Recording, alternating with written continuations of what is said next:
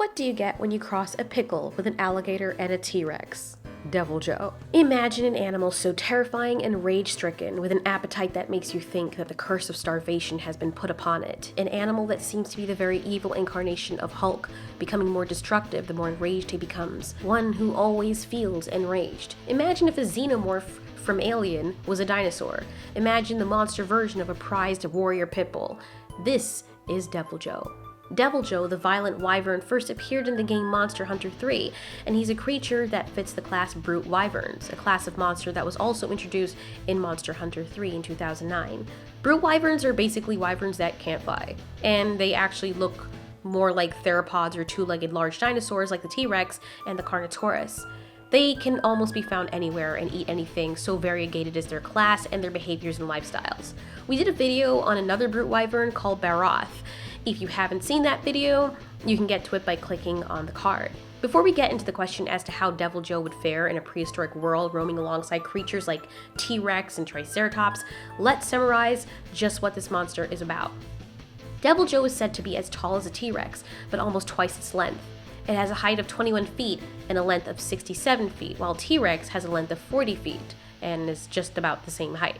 This forest green cannibalistic T-Rex on steroids has a very powerful muscular upper body, and upon its thick hide are short, jagged spines that go along its back and tail. Deviljho looks like a bearded crocodile-faced serial killer, sporting a narrow snout with a larger lower jaw. What makes it terrifying is that it also has multiple rows of teeth that spread outwards from its mouth and that actually cover its entire mouth through the skin. Frickin' A, right? The Deviljho's mouth is almost spoon-shaped, which allows it to dig up and hurl any matter of material straight at you with surprising force. Just like the T-Rex, the Deviljho has powerful hind legs, but basically useless forelegs. Its large upper body is very muscular and seemingly very taut, and it's more intimidating, even more so when you realize what it does. This creature can swell up in size considerably when it's provoked. Its back and shoulder muscles seem as though they're about to burst, as the blood within it gets so hot that it glows bright red when Deviljho gets really mad. Not only does his hide become more impenetrable, but this thing seems to become the devil itself. When this happens, you basically want to get the hell out of Dodge quickly as you can so you don't get sprayed with evil dragon fire breath that it will spit eventually. Deviljho is always hungry, and they're not partial to eating their own. The Deviljho will eat its own tail, and the more I learn about Deviljho is the more he reminds me of the skullcrawlers from Kong Skull Island, a voracious, highly aggressive animal that will eat its own and eat its own body. It's always hungry, and it's always angry. Deviljho never turns down a fight. It's like he's unable to do so. Even when it's faced with an opponent that you know, looking from the outside in, that it's going to lose against. And even though it usually preys upon creatures like Aptonoth, Popo, or Slagtoth, it will take the opportunity to eat anything in its path. It is even known to hunt animals to extinction. With everything that we know about Deviljho, it seems as though it is an aggressively invasive species. Its roar is ear-splitting, its strength supersedes it, and it can take on animals much larger than itself. Its tail can be used as its very own flesh sword, and this animal can be the death of an ecosystem and everything within it. It is one of the only creatures with the power to match that of an elder dragon that isn't actually one. Even if you can outrun it, you better make sure that you can outrun the rocks and huge pieces of land it can throw at you from a distance at quickening speed. So, we get it. This creature is just literally hell incarnate. Like, if there was a T-virus and it affected a T-Rex, this is probably what would come out on the other end. So, knowing the little that we do know about Deviljho, how would he operate in a prehistoric environment? If Deviljho was suddenly dropped into the Cretaceous period, the poor dinosaurs would not be prepared to deal with something like this, and he very much could have been the reason the dinosaurs were extinct, or had to adapt quite rapidly. He would hunt and kill everything in his path like the angel of death. For the creature that is always so hungry with powerful jaws that can crunch through any bone and fell any prey or enemy, how would the dinosaurs even stand a chance? Why is Deviljho so strong? We can ask this about the enigma of many of the other monsters in the Monster Hunter franchise, but if we were to take a guess, it would be that this creature came from a hostile environment where he had to adapt that way. We don't really mean from outer space, but what if he came from below the earth? This may seem stupid, and I'm going to do a little crossover here, but in another video when we talked about the skull crawlers, you can check that video out in the card too, I mentioned that for the skull crawlers to have been as aggressive as they were, they must have come from a place where they had to adapt like that, to be that way, a hostile environment with other creatures similar in behavior and features to that of the skull crawler. Also, the skull crawlers came from beneath the earth, so what if Deviljho also came from beneath the earth? I mean, he even has devil in his name.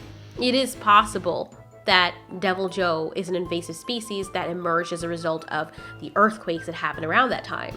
The other animals on the surface that evolved differently at a much slower and calmer pace and calmer way were in no way, shape, or form prepared to deal with something such as Deviljho.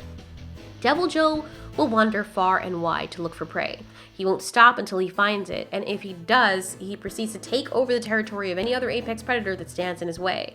He's always hungry, and that is a driving force for his rage. He disrupts and destroys any ecosystem into which he steps. So if Deviljho existed prehistorically in our world, he would hunt many species of dinosaurs and creatures to extinction. Or would he? You see, animals will quickly adapt to changing circumstances, especially if there are harsh environmental pressures. Deviljho himself and the skull crawlers from Kong Skull Island probably had to do that for the same reasons.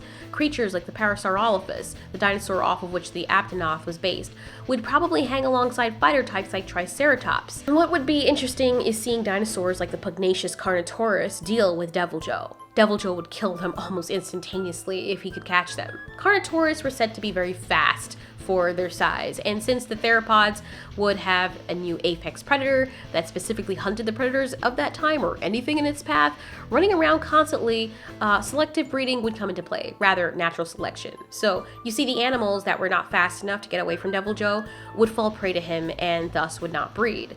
The ones who would survive are probably faster than the average, and that's why they got away, and they would breed. The Carnotaurus would have possibly stronger and longer legs to deal with covering more distance, or at least their descendants would. Let's say a very large Carnotaurus were to get into a fight with Deviljho. If it survived that fight because of its strong legs and immense size, tight muscles, and large horns, it would pass on those genes to its young, thus making its descendants faster and more powerful and better equipped to fight in the presence of Deviljho, giving them an up against other dinosaurs or opponents, and they would certainly eat more as well. Remember, Deviljho would have to catch these creatures to kill them. Likewise, Deviljho probably would adapt to be faster as well with the change in the prey, making him more lethal than already is, and this is not included in his savage form. The other tantalizing question is, if the other creatures would be required to breed profusely to ameliorate their genes in the presence of such a destructive creature, wouldn't Deviljho be required to as well? I mean, how can such an angry creature even breed? How does Deviljho mate? It is fair to assume that this fascinating creature from the Monster Hunter franchise procreates just like the other monsters, so they would need to meet in which to do so, a male and a female Deviljho, because I don't know about you, but I don't think the Deviljho is asexual, all that pent-up energy and everything. Now, for what we see of Deviljho, we usually see him enraged and angry when he's facing off against something.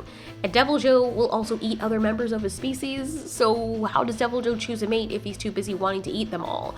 Well, here are a few theories. Number 1, he only eats underdeveloped or male counterparts. Number 2, a female will only eat underdeveloped or weaker counterparts. It's possible that they may accost each other and fight, and if the male can subdue the female when she's tired or knocked out, he'll, well, seal the deal and claim the victory while she's asleep. But anyways, B, I imagine this would be a quick affair since the female waking up will prove to be very dangerous for the male. So if the female ends up subduing him, I don't see her doing it for that reason. She'd probably just kill him because, you know, it's his fault he was too weak for her. And Deviljhos are very aggressive, so I can't see the mating affair being some Romeo and Juliet thing. Also, it's possible the Deviljhos, you know, because they also have a very good sense of smell, that if a female is an estrus, or more correctly, if it's breeding season, the males will kind of calm down if they smell a female that's ready.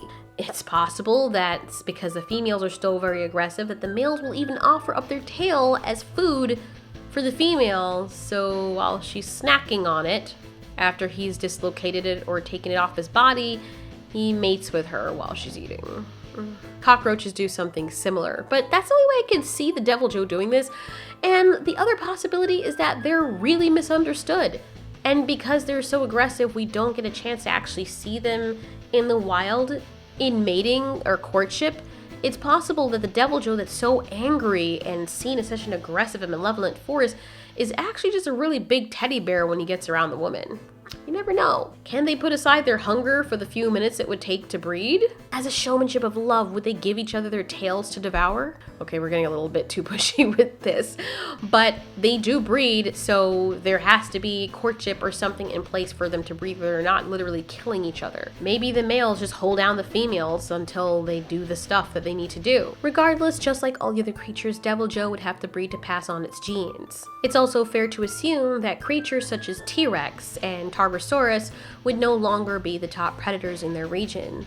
It's hard for them because Deviljho will span across every territory and they will inhabit every biome just to get as much food as possible. So all the respective predators or apex predators of the regions would be pushed out of their roles and become the actual prey. Apex predators like T-Rex and Albertosaurus would be pushed to the side and probably flank Deviljhos, making them primarily scavengers and opportunistic eaters. The truth is, with Deviljho's presence, a lot of creatures would probably be hunted to extinction, a lot of them would probably become endangered, but most of them would probably, if not just migrate somewhere else and just adapt and evolve. There would be herbivorous prey only adapted for the current dinosaurs or predators of that time, but something more sinister comes on the scene, it may kill them off. The animals are also able to change their behavior based on what's going on in their environment.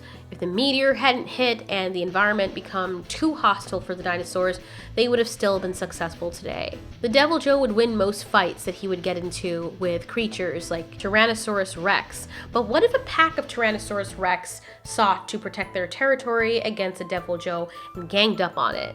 Deviljhos seem to be solitary creatures, so there would usually only be one Deviljho against a pack of other dinosaurs.